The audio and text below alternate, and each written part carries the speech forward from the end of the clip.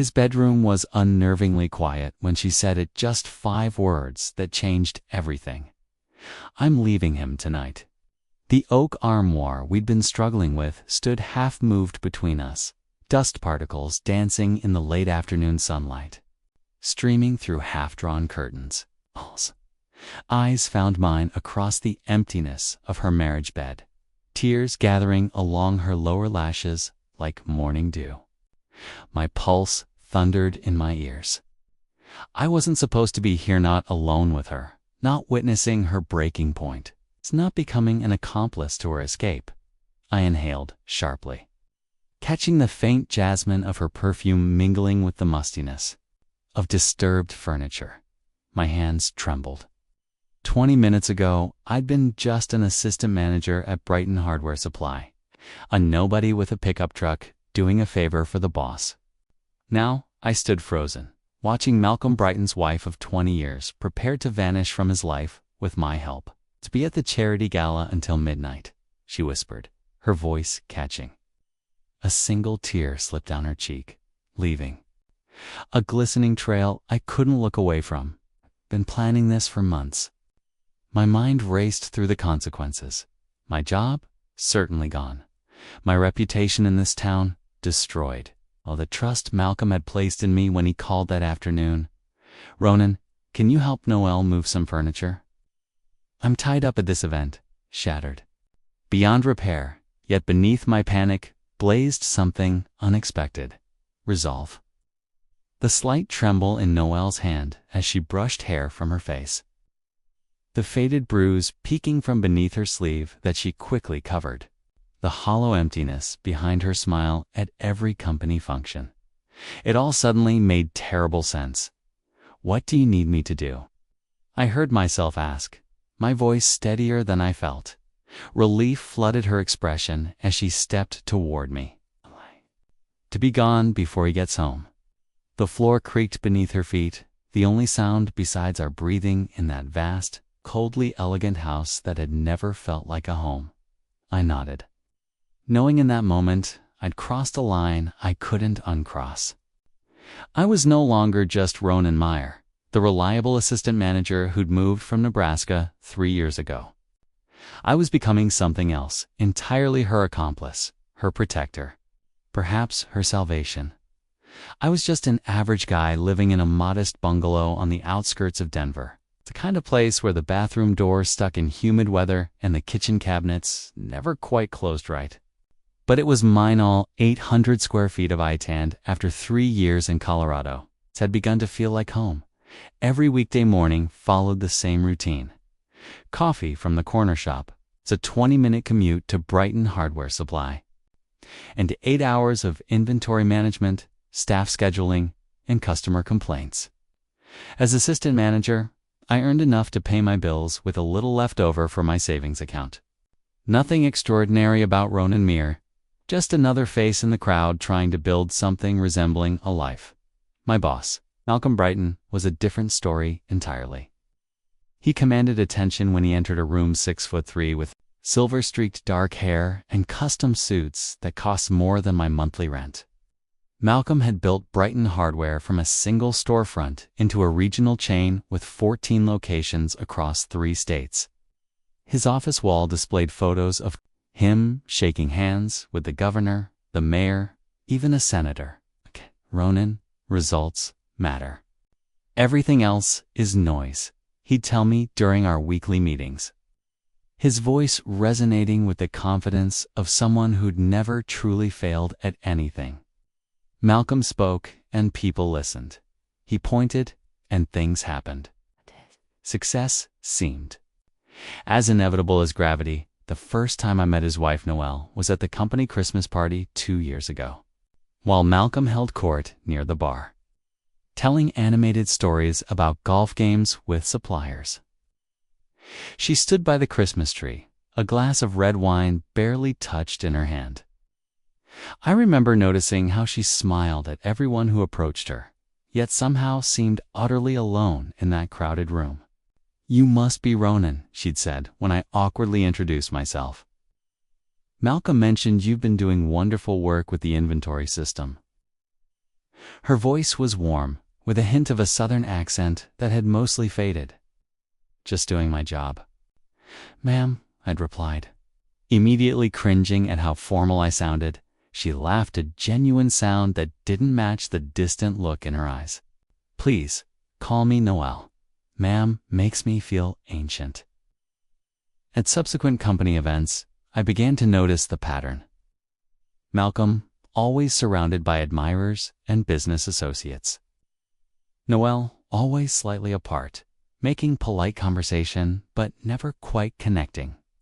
Sometimes I'd catch her staring out windows or watching her husband from across the room with an expression I couldn't quite decipher. Last year's summer barbecue at the Brighton estate particularly stood out, while everyone mingled by the pool. I'd gone inside for another beer and found Noelle alone in the kitchen, carefully arranging deviled eggs on a platter. "Need any help?" I'd offered. She'd looked up, startled. "Ronan, thank you, but I'm fine." Then, after a pause, "Do you ever feel invisible in a crowd? Like you could just disappear and no one would notice until they needed something?" Before I could answer, Malcolm had appeared in the doorway. "Noelle, the Hendersons are asking about your flower garden." And just like that, she'd straightened her shoulders, fixed her smile, and returned to her role as the perfect hostess. That Saturday, in late August, began like any other weekend. I'd slept in, made pancakes, and was halfway through my laundry when my phone rang. Malcolm Brighton's name flashed on the screen. "Ronan." His voice boomed through the speaker without preamble. "I need a favor. Trying to rearrange the bedroom furniture, and that oak armoire is too heavy for her alone. I'm stuck at this charity golf tournament all day. Could you swing by and help her out?" My stomach tightened. In 3 years, Malcolm had never called me for a personal favor. "Of course, sir. When would you like me to head over?" "Now would be ideal. You remember the address?" 20 minutes later, I pulled my battered pickup truck into the curved driveway of the Brighton's colonial-style mansion in Cherry Hills Village. The house loomed large and imposing white columns, manicured hedges, the 3-car garage housing Malcolm's Lexus, Mercedes, and vintage Corvette. My truck looked embarrassingly out of place. I rang the doorbell, shifting uncomfortably in my faded jeans and Denver Broncos t-shirt.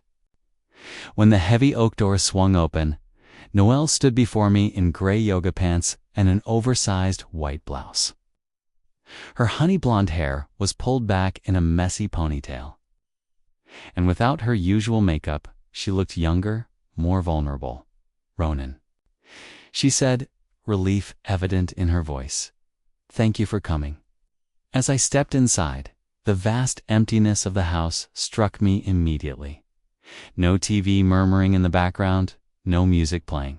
Just cool, pristine silence. "Malcolm mentioned you. Needed help moving something?" I said, my voice echoing slightly in the marble foyer. Noelle nodded, leading me toward the grand staircase. "It's an armoire in the bedroom. I've been wanting to move it for ages." Something in her tone seemed off too casual, too controlled. I followed her up the curved staircase, past framed photos of Malcolm accepting awards. On fishing trips, Malcolm shaking important hands. I noticed there were few pictures of Noelle, and none of them recent. The master bedroom door stood ajar at the end of the hallway. As Noelle pushed it open, I realized with a jolt that something wasn't right. Half the room appeared normal Malcolm's side with its neatly arranged watches and cufflinks on the dresser. But Noelle's side looked dismantled. Drawers partially emptied. Closet door ajar revealing gaps between hanging clothes. She closed the door behind us with a soft click. When she turned to face me, her composed expression had crumbled. "I didn't just ask you here to move furniture, Ronan," she whispered. The massive oak armoire dominated the far wall of the bedroom. An antique monstrosity with carved doors and brass hardware that gleamed dully in the afternoon light. It was the kind of heirloom piece wealthy families pass down through generations, the kind that screams old money and tradition. It belonged to Malcolm's grandmother, Noelle explained, running her fingers along the ornate edge. He insists. It stays in the bedroom, though I've always hated it. It watches me sleep. I nodded, trying to appear normal, despite the tension crackling in the air. Where do you want it? It's the hallway for now. Just ... away from here. We positioned ourselves on either side, counted to 3, and lifted. The armoire barely budged, its weight nearly immovable. On our third attempt, we managed to shift it a few inches, with scraping against hardwood flooring. Suddenly, Noelle gasped, her face contorting in pain as she dropped her end. The armoire thumped back into place as she clutched her lower back, tears springing to her eyes. "I'm sorry," she whispered. "Old injury." I guided her to sit on the edge of the bed, concern overriding my awkwardness at being alone with my boss's wife in their bedroom. "Should I get you some water? Pain medication?" She shook her head, wiping quickly at her eyes. "It's fine. Just gives me trouble sometimes." "How did you hurt it?" I asked, perching cautiously beside her, maintaining a respectful distance. Noelle's laugh was hollow, empty of humor. "Malcolm doesn't believe in hiring movers. Says it's a waste of money when he can just do it himself." Her fingers twisted together in her lap, except he's never home to actually do it, so it falls. To me, 3 years ago, I was trying to move a bookcase when it fell. Compressed disc. The silence that followed felt heavy with unspoken truths. "He doesn't know," she added quietly, "about the injury. I never told him how bad it was." "Why not?" Her eyes met mine, something raw and honest in them. "Because he wouldn't have cared, Ronan." The words hung between us, shocking in their simplicity and the pain they revealed. I thought about all the company events, the perfect couple image they projected. Malcolm's hand possessively on the small of her back, Noelle's practiced smile. How had I never seen through it? "He wasn't always like this," she continued, her voice distant. "When we first met, Malcolm was different, ambitious, but kind, driven, but attentive." She stood up, walking to the window that overlooked the meticulously landscaped backyard. "Everything changed after Lily. Lily, our daughter." Cracked on the word, she was born too early. 24 weeks. So tiny she could fit in my hand. Noelle's fingers curled, as if cradling something precious. She lived for 6 hours. Malcolm was in Tokyo closing a deal. He didn't make it back in time. My chest tightened. "I'm so sorry, Noelle. I had no idea." "No one does. Malcolm never talks about her, won't even say her name." She turned back to face me, tears flowing freely now. "After the funeral, he threw himself into work, expanded the business, doubled our income, built this house. But he never not once asked how I was feeling or let me talk about our baby." Stood, instinctively moving closer, wanting to comfort her, but unsure how. That's terrible. 10 years of silence, Ronan. 10 years of pretending our daughter never existed because it was easier for him that way. Anger flashed through her grief.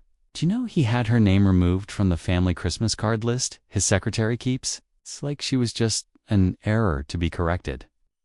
In that moment, I saw Malcolm brighten differently, not as the successful businessman everyone admired, but as a coward who couldn't face his own pain, who'd abandoned his wife when she needed him most. "The worst part is the loneliness," Noelle continued, wiping at her tears. "I've been so desperately lonely, Ronan, even with him right beside me." The confession struck a chord. After my father died 2 years ago, I'd experienced that same isolation, surrounded by people, yet completely alone. "I understand," I said softly. "After Dad passed, it felt like speaking a language no one else could hear. Noelle looked at me with surprise, as if seeing me for the first time. Exactly. That's exactly it. Something shifted between us then, a recognition, a connection formed in shared grief. Neither of us spoke for several minutes. The distant ticking of a grandfather clock downstairs filled the silence. Finally, Noelle straightened her shoulders. That's why I have to leave. She walked to the closet and slid open the door, revealing several packed suitcases hidden behind hanging clothes. I've rented an apartment across town. I paid the deposit with jewelry I sold online. Malcolm never notices what I wear or don't wear anymore. My heart raced as the full reality of the situation hit me. You're really doing this? Today? She nodded, a newfound determination in her eyes. He's at the charity golf tournament all day, then the gala dinner tonight. Won't be home until after midnight. She pulled out one of the suitcases. I've been planning this for months, waiting for the right opportunity, and you called me here too. I needed help with one last thing, the armoire. There's a hidden compartment at the back where Malcolm keeps important documents.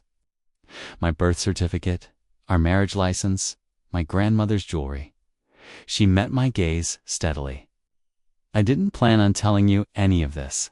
I was just going to have you move the furniture and leave. But I'm tired of pretending, Ronan. So tired. Her voice dropped to a whisper. And something about you made me think you might understand. I thought about my job, my future, what Malcolm would do when he discovered I'd helped his wife. Leave him. Everything I'd worked for could vanish in an instant. Yet looking at Noelle, really seeing her for perhaps the first time, I couldn't bring myself to walk away. What do you need me to do? Relief flooded her face. Help me get into that compartment then, if you're willing. Help me load my car and disappear. Together, we pushed the armoire forward just enough to access the hidden panel at the back. Inside were exactly the documents she'd described, plus a small velvet pouch containing vintage jewelry and a stack of cash, her escape fund, she explained. As we sorted through the items, our hands occasionally brushed against each other. Each accidental touch sent electricity through me, not just from physical attraction, but from the growing weight of our conspiracy. Every minute I stayed made me more complicit in whatever happened next. I never meant to involve anyone else in this, Noelle said, carefully placing her birth certificate in a folder. Especially not someone from Malcolm's company. Why did you call me specifically? I asked the question that had been nagging at me since I arrived.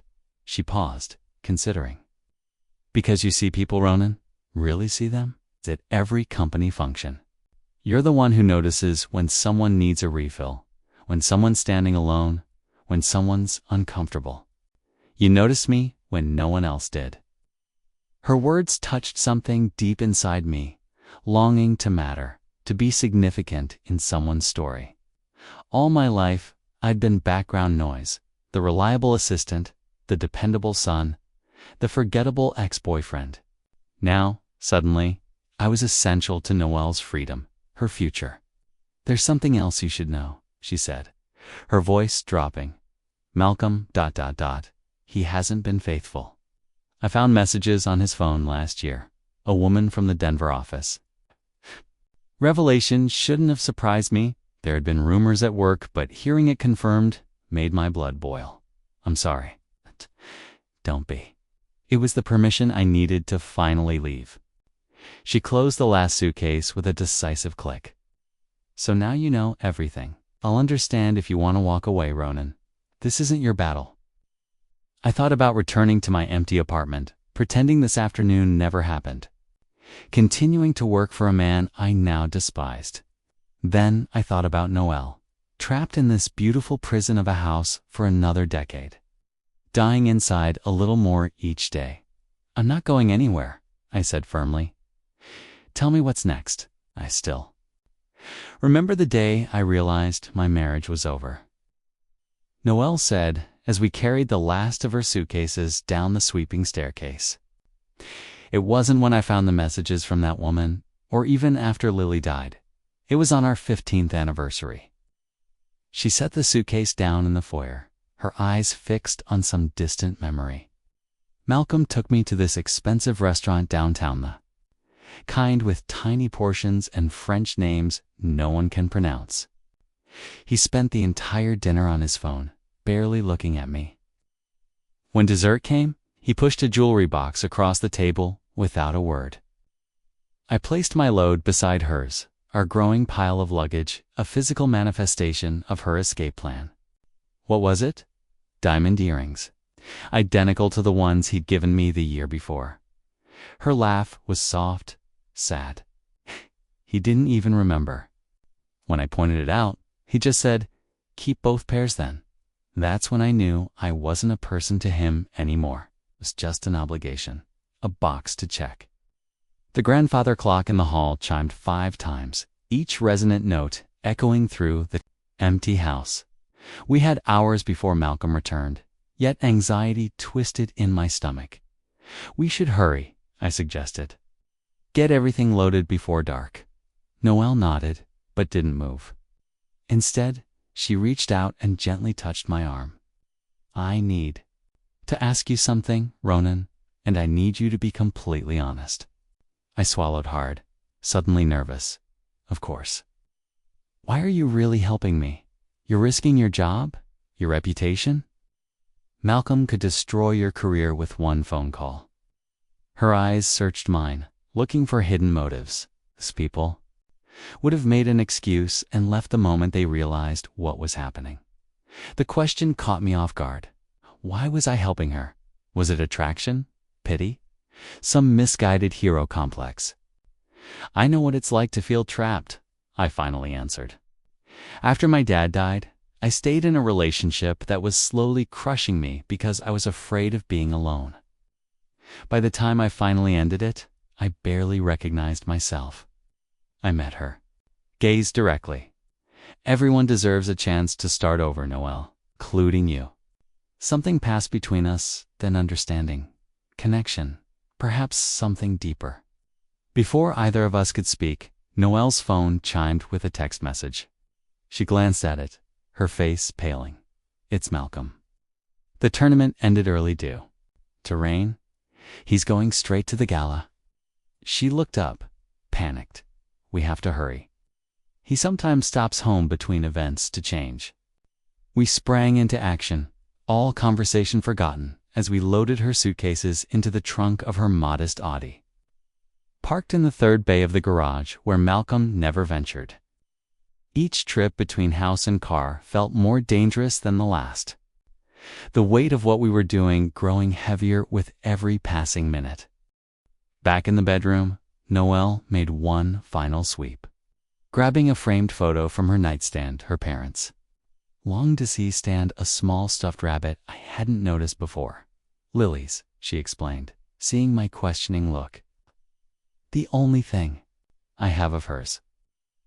As she cradled the toy, I was struck by how young she appeared, not the polished corporate wife, but a woman barely 40 who'd lost so much and endured even more. An unexpected wave of tenderness washed over me. "You're incredibly brave," I told her.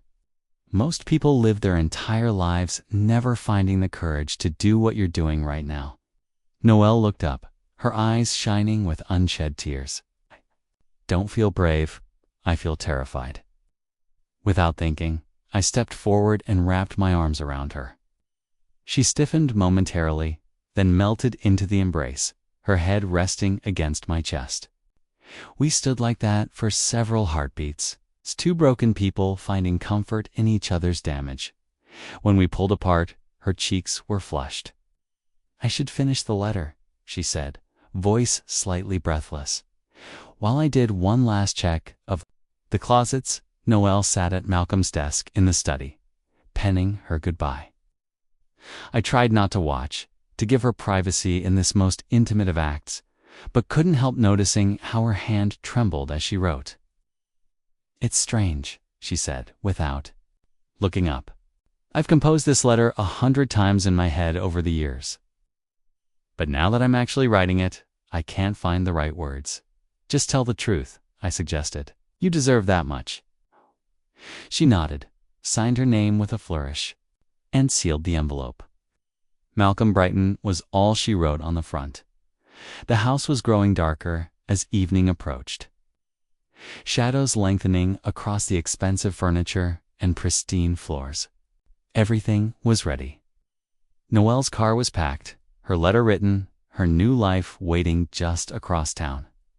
We stood in the foyer, the moment of departure upon us.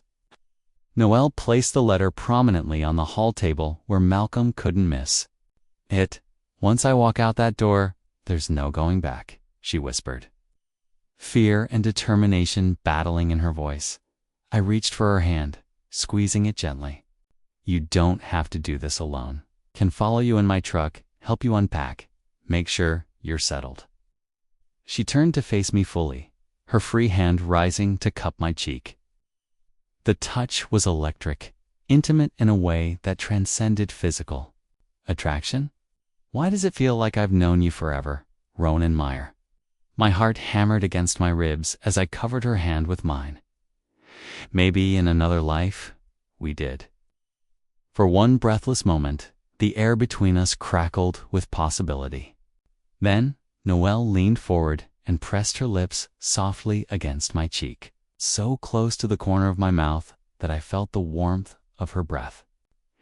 Thank you, she whispered against my skin, for seeing me. The sudden glare of headlights through the front windows shattered the moment. A car was turning into the driveway. Malcolm's black Mercedes sedan, unmistakable even in silhouette. Noelle gasped, stumbling backward. He can't be home yet. The gala doesn't end until midnight. Panic exploded in my chest as the implications hit me. We were caught not just helping Malcolm's wife leave him, but in what looked like an intimate embrace in his own home. My career, my reputation, possibly even my safety, were now in jeopardy. Your car, I said urgently. Is it visible from the front? She shook her head. It's in the garage, but my suitcases, he'll see them the moment he opens the garage door. My mind raced through options, each more desperate than the last. The letter. Hide it. We'll say I was just helping with furniture, like he asked. Face hardened with sudden resolve. No. She picked up the envelope, clutching it to her chest. I'm done hiding, done pretending.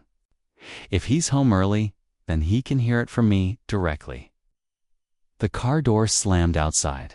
His footsteps crunched on gravel, approaching the front porch. Noelle, I began, fear making my voice hoarse. I have thought about it for years. Her spine straightened, chin lifting. Stay if you want to, Ronan, but I'm through running from my own life.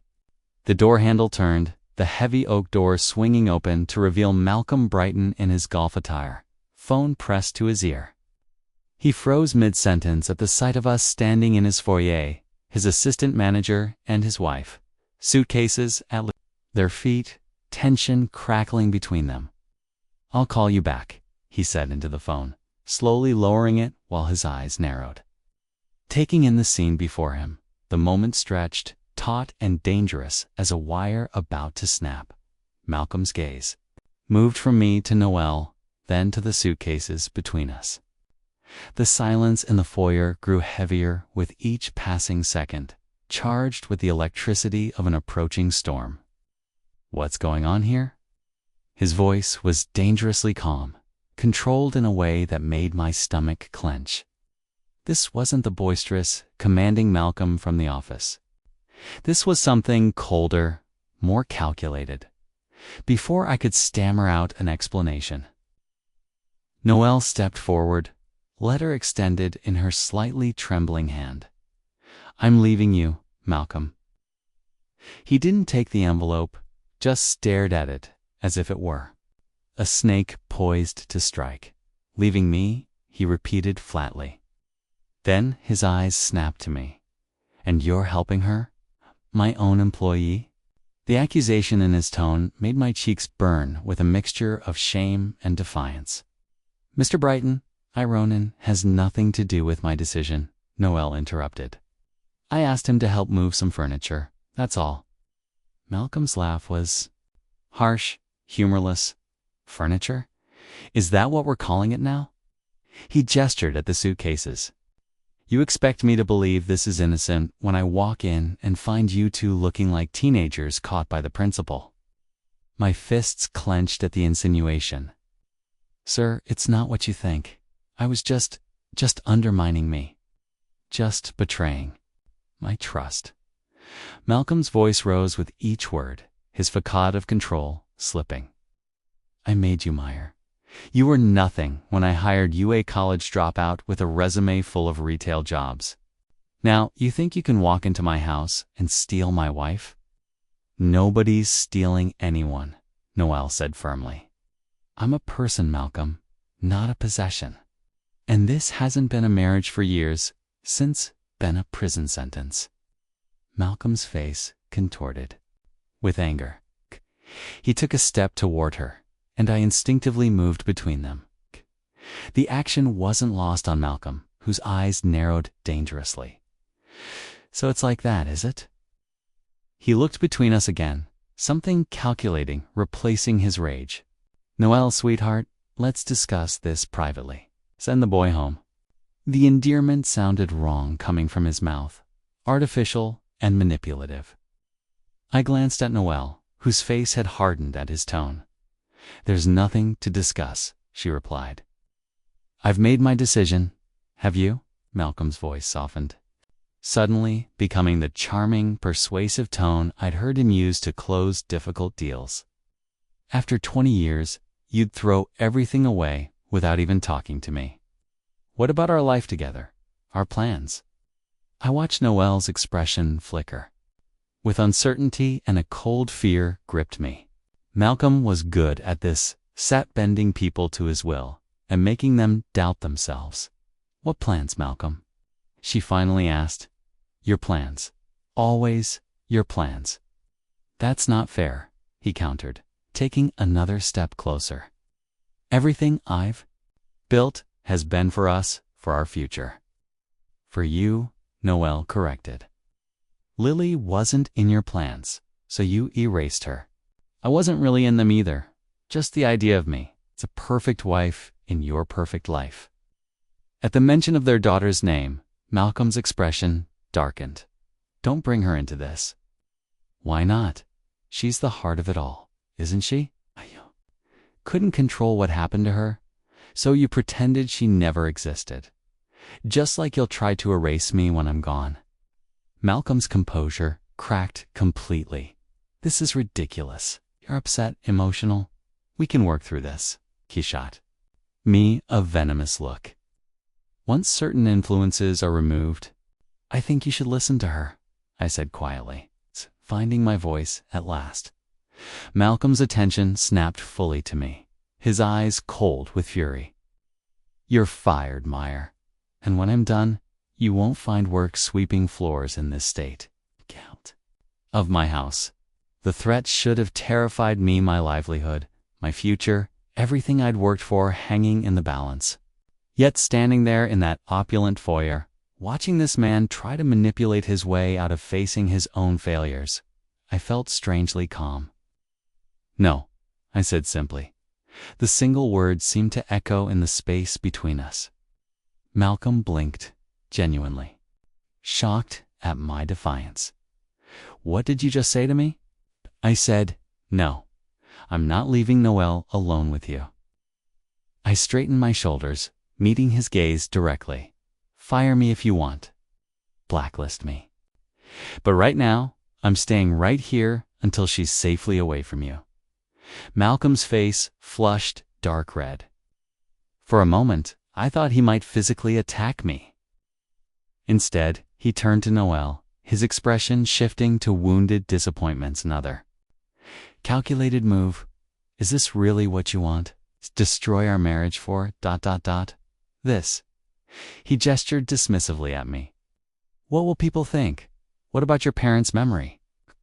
They loved me like a son. It was a low blow, using her deceased parents against her. I saw Noelle flinch, but then something remarkable happened. She smiled, not her usual polite, practiced smile, but something genuine and free. They would want me to be happy, Malcolm, and I haven't been happy with you for a very long time. The three of us stood frozen in that moment, Malcolm stunned into silence, Noelle glowing with newfound resolve, and me, caught between them, waiting for the next explosion. It came in the form of a cold, brittle laugh from Malcolm. Fine. Go ahead and leave. See how far you get without me. He stepped aside, gesturing dramatically toward the door. But don't expect to take anything that I paid for. Not the car. Not the clothes on your back. Not a penny of what's in our accounts. Noelle didn't flinch. Keep it all. I'd rather have nothing that's connected to you than spend another day living this lie. She turned to me, her eyes clear and certain. Ronan, would you help me with my bags? Together, we gathered her suitcases, Malcolm watching with cold fury as we loaded them into my pickup truck instead of her Audi. Neither of us spoke. Words seemed unnecessary in the heavy silence. When the last bag was secured, Noelle faced Malcolm. One final time. She held out the letter she'd written, but he refused to take it. With a small, sad smile, she placed it on the hall table. Goodbye, Malcolm.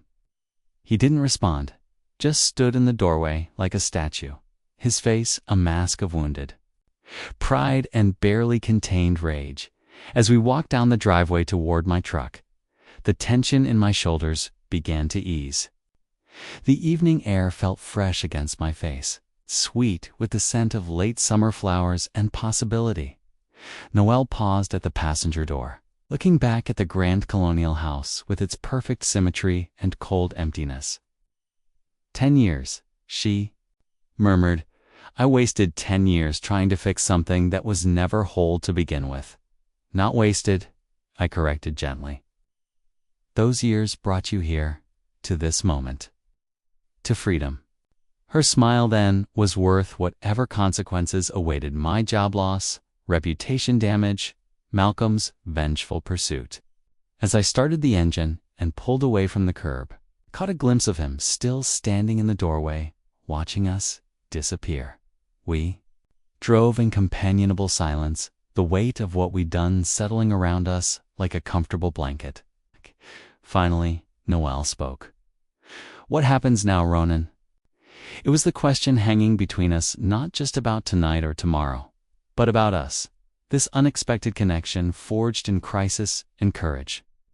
First, we get you settled in your new place, I said. Practical concerns crowding out the more complicated questions. Then, I guess we both start over. Together. The word was quiet, tentative. I glanced at her, this woman I barely knew, yet somehow understood deeply. That depends on you. I'd like to see where this leads, but there's no pressure. You've just regained your freedom. The last thing you need is to jump from one relationship to another. Noelle reached across the center console and took my hand. What if I've been waiting my whole life to jump in exactly this direction? As we pulled up to her new apartment building, modest but charming, with window boxes full of geraniums, I felt something unfamiliar blooming in my chest. Not just attraction or connection, but hope. It's pure, unexpected hope. We carried her bags up 3 flights of stairs to a small one-bedroom with bare walls and secondhand furniture. It wasn't much compared to the mansion she'd left behind. But when Noelle placed her daughter's stuffed rabbit on the bed, the space instantly became more home than the house on Cherry Hills ever was. Standing in the center of her new living room, Noelle took a deep breath and slowly let it out. Kay did it, she whispered, wonder in her voice. I actually did it, Kay smiled, leaning against the doorframe. You did. The hard part's over. Sit. She turned to face me, vulnerability naked in her expression. Or is it just beginning? What if I've made a terrible mistake? What if I can't make it on my own? The questions were valid, the fears real. I crossed the room and took her hands in mine. You won't be on your own unless you want to be. And from what I've seen today, Noel Brighton is capable of absolutely anything. She squeezed my hands, her eyes searching mine. What about you, Ka? Malcolm will make good on his threats. Your job, your references, ... worth it, I said simply. Some things matter more than a paycheck. As we stood there, the future stretching before us with all its uncertainty and possibility, I couldn't help wondering what tomorrow would bring. Would Malcolm try to win her back? Would he follow through on destroying my career? Would this fragile connection between Noel and me withstand the pressures sure to come? I don't know what happens next in this Story Hour story. Does helping someone find their freedom lead to finding your own? Can two people who meet during one of life's breaking points build something lasting from the pieces? What would you do if you found yourself in my position, caught between loyalty to your job and doing what's right? Or, in Noel's, choosing between comfortable misery and terrifying freedom? If you've ever stood at a similar crossroads in your own life, like this video to let me know I'm not alone. Comment below with the moment you knew a relationship was over, or when you found the courage to start again. And subscribe to hear more true stories of breaking points and new beginnings, because sometimes the most important decisions of our lives are made in a single heart-stopping moment.